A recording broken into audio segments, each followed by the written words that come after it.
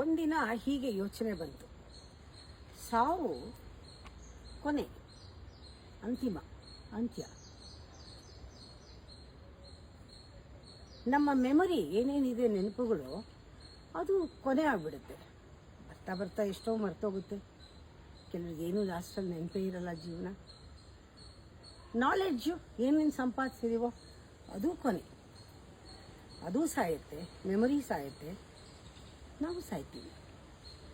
ಅದರಿಂದ ಎಷ್ಟು ದಿನ ಬದುಕ್ತೀವೋ, ಯಾವಾಗ ಸಾಯ್ತೀವೋ ಗೊತ್ತಿಲ್ಲ, ಎಷ್ಟು ದಿನ ಬದುಕ್ತೀವೋ ಅದನ್ನು ಅಲ್ಲಿ ಮೆಮೊರಿ ಇರ್ಬೋದು, ನಾಲೆಡ್ಜ್ ಇರ್ಬೋದು, ಅದನ್ನು ಜೀವಿಸ್ಬಿಡೋಣ. ಅಂದರೆ ಲೈಫ್ನ ಇದರಿಂದ ಸಪ್ರೇಟ್ ಮಾಡೋದು ಬೇಡ, ಡೆತ್ತನ್ನು. ಯಾಕೆಂದರೆ ನಾಲೆಡ್ಜು ಡೆತ್ತೆ, ಮೆಮೊರಿನೂ ಡೆತ್ತೆ, ಬಾಡಿನೂ ಡೆತ್ತೆ. ಇದನ್ನು ನಮ್ಮ ಲೈಫಿಂದ ಸಪ್ರೇಟ್ ಮಾಡೋದು ಬೇಡ. ಅಂದರೆ ಏನು, ಲೈಫ್ ಅಂದರೆ ಟೈಮು ಜೊತೆಗೆ ಏನಿದೆ, ನಥಿಂಗ್, ಏನಿಲ್ಲ. ಟೈಮ್ ಜೊತೆ ಏನಿದೆ ಈಗ, ನಥಿಂಗ್, ಅಲ್ಲೇ ಮುಗಿದೋಯ್ತು.